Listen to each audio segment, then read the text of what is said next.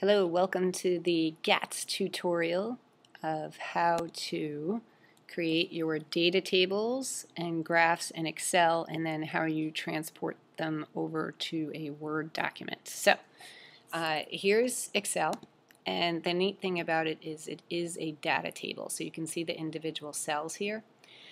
Just a quick note, if you are typing in something and the name is longer and you want it to fit no matter what it is, you could put, let's see, what are we going to do? Respiration in beans down the road, and you notice that it doesn't fit in the cell quite. What you do is you come back up in between here, so you can see that little highlighter, and you slide this over and it changes the size of the box for you. Okay, so that's for down the road if you need to. For our specific purposes for this lab, it doesn't really matter because you have time.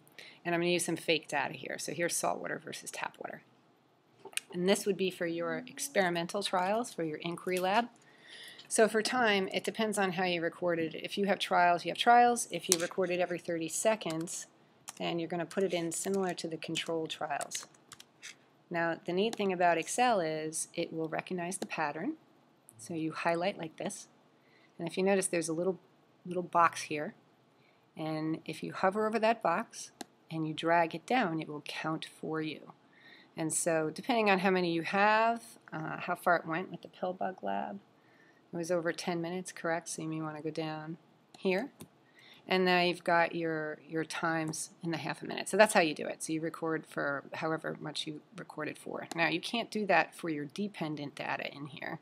You have to actually enter what you recorded in your lab notebook. So if you have, we'll just use some fake data. Let's say I had 1 pill bug here, and then 2, and then 0, and then 3. So this you can't click and drag down because it is not a pattern.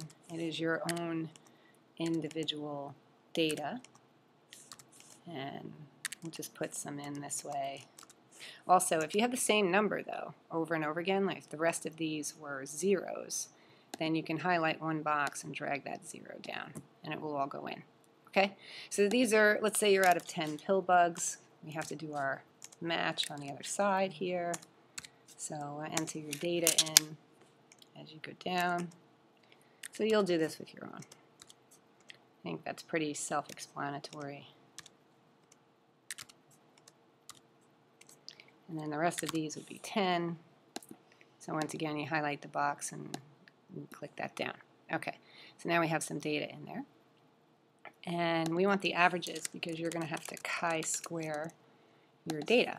So in order to do that, you click on the cell you're going to put the average value in. You type in equal, no spaces, and then you type in average, and it will pop up. So this is the most recently used one. It's the same as this one. These are different functions, so don't use these. We just want straight average. You double click on it, and it's asking you to average what? What is it that you want to average?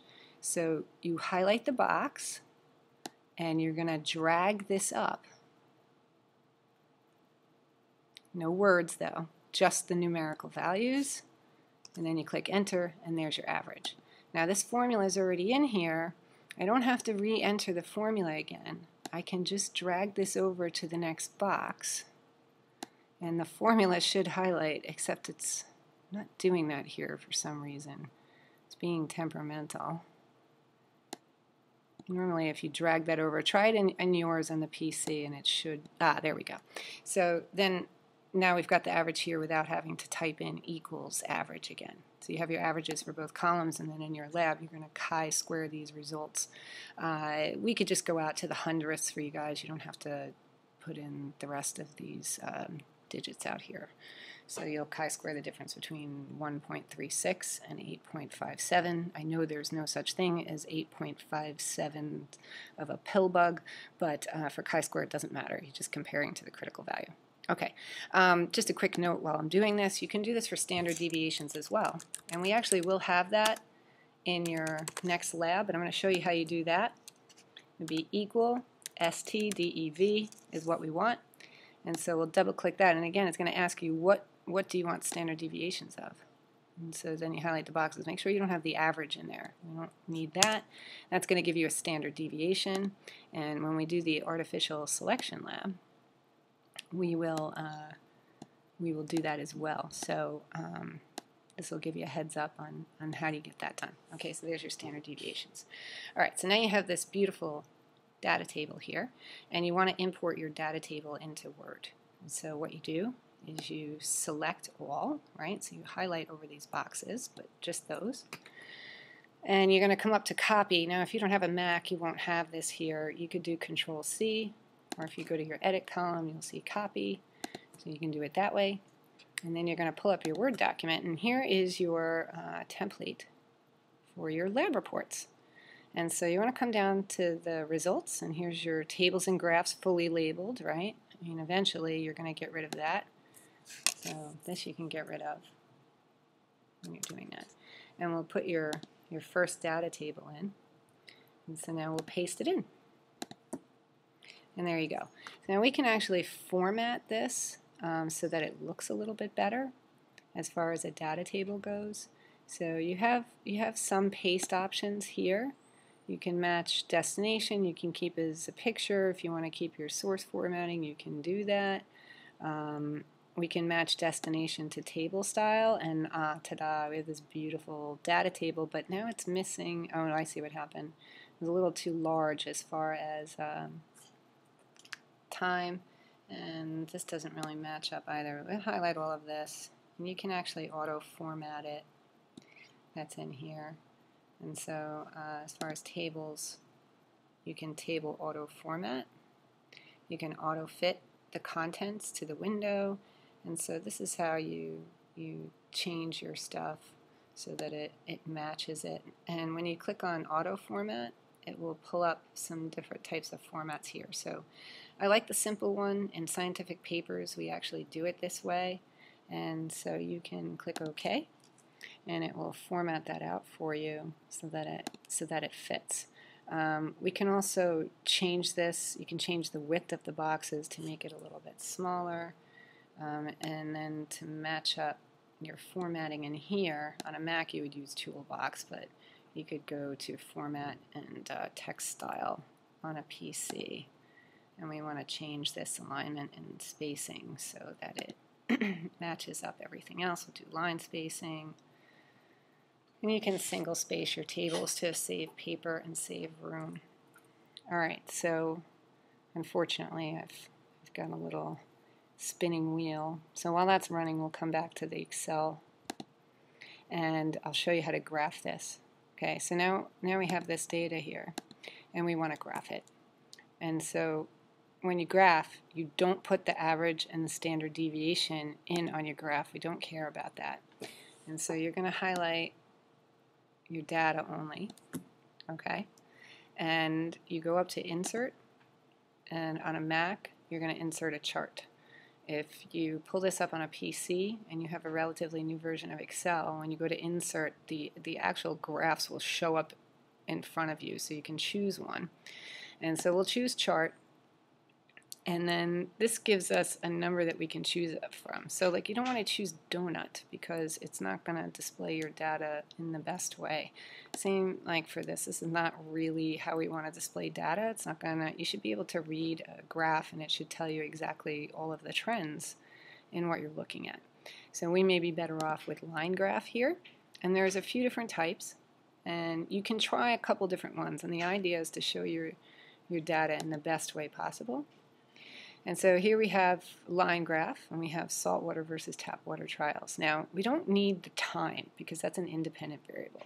So you can actually click on those plot points and hit delete, and it will take time out of your graph for you so that you're just looking at saltwater versus tap water. But you notice there's no titles or anything here. So you can actually add that in. There is a way to do it in the newer versions of Excel. There are versions where you can just type the titles and the labels right in, but you can also do this in Word, so it may be easier to do that. So what you want to do is copy and paste this graph in now. You're going to edit copy, and then you come back into your Word document, and the graphs would come next, and so we will paste that in. And here's your graph. Alright, but you're not done here yet, so you need to come back up to the top. And you can't just leave this. And once again, let's select this, and we'll format our, now that it's working again, we'll format our table. This seems to be double spaced. And over on the left side, and typically in science for data tables, we center everything, and you want single spacing for all of it. So that should now all be centered. And for these two are not quite on the bottom here, so I'm just going to pull that lower. It makes it more uniform. Now it looks good. And you want to give your graph a title, and so you would title this Table 1, Salt versus Tap Water Trials or Pill Bug Inquiry. That's fine. So you have a title, so it tells us what it's about. And then we can come down here, and you also want to do that with your graph. So we'll title this Graph 2, actually, because you have another graph in your pill bug lab.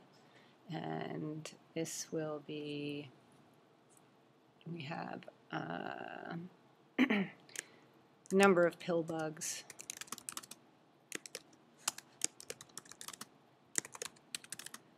over time in experimental